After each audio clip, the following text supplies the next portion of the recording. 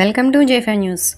Doctor B R Ambedkar Konaseema జిల్లా కొత్తపేట మండలం మందపల్లిలోని పవిత్ర శ్రీ మందేశ్వర స్వామి దేవస్థానంలో శనీశ్వర స్వామి ప్రవచనాల కార్యక్రమం భక్తిభావంతో ఘనంగా జరిగింది. నైమిసారణ్య శ్రీ వారాహి పీఠాధిపతులు శ్రీ బాలబ్రహ్మానంద సరస్వతి విచ్చేసి శ్రీ శనీశ్వర స్వామి లీలా విలాసంపై ఆధ్యాత్మిక సందేశాన్ని అందించారు. ఆయన ప్రవచనం భక్తులను ఆధ్యాత్మిక లోకంలోకి తీసుకుని వెళ్ళింది. కార్యక్రమానికి విచ్చేసిన పీఠాధిపతులను దేవస్థానం ఈవో దారపురెడ్డి సురేష్ బాబు సాదరంగా స్వాగతించారు.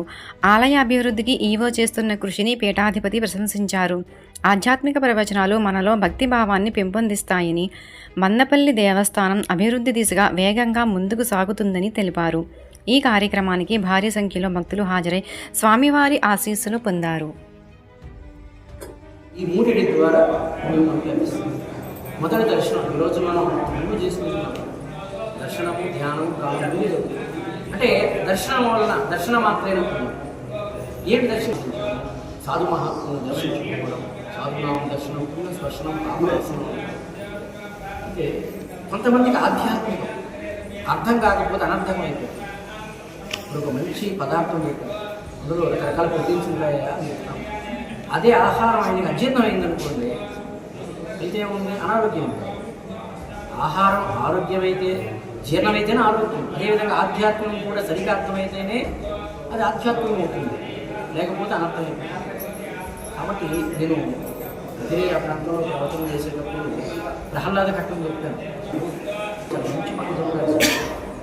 ఇంతకాలంగా భార్య పిల్లలు అదే చెప్తున్నాను. నేను వారు ఎప్పుడు గుడికే వెళ్తారు, ఆ గురు దర్శనం అంటారు, గురు దర్శనం అవసరం అంటున్నాను. నేను ఎక్కడ పోను స్వామి, అంతటా దేవుడు ఎక్కడ దండం పెట్టుకున్నాను స్వామి. అది నేను అనుకున్నాను, ఏంటి ఆధ్యాత్మికం ఇంకా అజీర్ణం అయిపోయిందా, అర్థం కాలేదే. భగవంతుడు అంతటా ఉన్నాడు అంటే అర్థం దేవాలయాలు వెళ్ళకూడదు, ఎప్పుడు ఎక్కడ ఉన్నాడు, సత్యమే. అంతటా ఉన్నాడు దేవుడు. అంతటా ఉన్న దేవుడిని ఇప్పుడు అందుకోవాలంటే ఎక్కడ తేలిక. అంతటా వ్యాపించిన దైవాన్ని, ఆ దైవత్వాన్ని అందుకోవాలంటే ఖచ్చితంగా దేవాలయం రాగి దేవులు తీసుకుంటారు. మీరు అవతల చెప్పారు నీటిలో కరెంట్ చేయడం జరిగింది.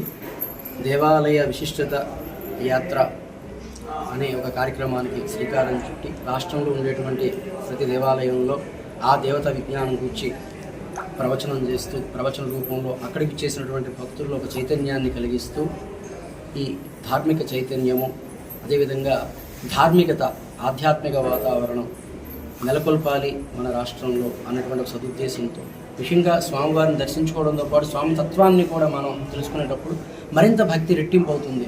ఈ స్వామిని మనం పూజిస్తున్నాము అనేది, అటువంటి మరింత భక్తి ఆ స్వామి పట్ల రెట్టింపు చేసేదాన్ని, ఆ స్వామి తత్వాన్ని కూడా మనం తెలుసుకోవాలంటే ప్రవచన రూపంలో అందించాలి అనేటువంటి ఒక సత్సంకల్పంతో యాత్ర ప్రారంభించడం జరిగింది. అందులో ఇప్పటికీ 30 దేవస్థానంలో ప్రవచనాలు చేసుకుంటూ ఈరోజు ఇక్కడకు మనం ఈవో గారి ఆహ్వానం మేరకు రావడం జరిగింది.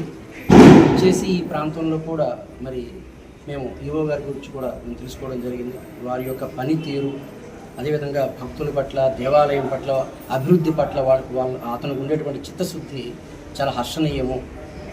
వారు వచ్చిన కాలం తక్కువ కాలంలోనే ఒక అభివృద్ధికి వారు నడుం బిగించి, నడుం కట్టి వారు అభివృద్ధి పదంలో దేవస్థానాన్ని నడిపిస్తున్నారు అనేది మేము విన్నాము. అదేవిధంగా ఈరోజు కూడా వారి నిర్వహణ కూడా మేము కళ్ళారా ఈ కార్యక్రమం పట్ల కూడా చూడటం జరిగింది. కాబట్టి వారి యొక్క చిత్తశుద్ధిని మేము హర్షిస్తున్నాము. వారి పనితీరు పట్ల మేము చాలా సానుకూలంగా మా పీఠం యొక్క ఆశీస్సులు ఆవిష్కరిస్తున్నాము.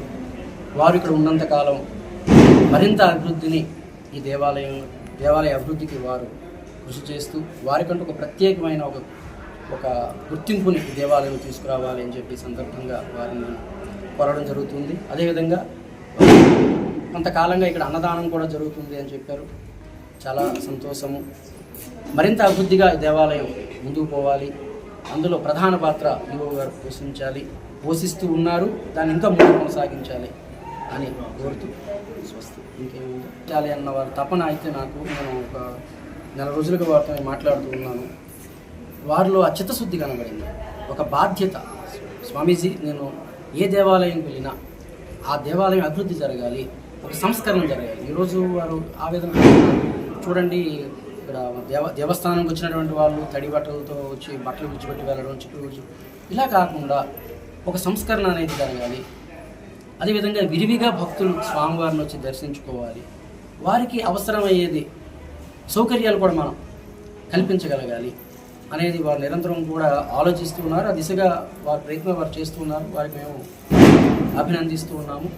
ఇంకా వారు ఎటువంటి కొత్త నిర్ణయాలు తీసుకోవాలంటే మా సలహాలు సూచనలు కావాలంటే తప్పకుండా మా పేట నుండి వారికి అందిస్తామని తెలియజేస్తున్నాం.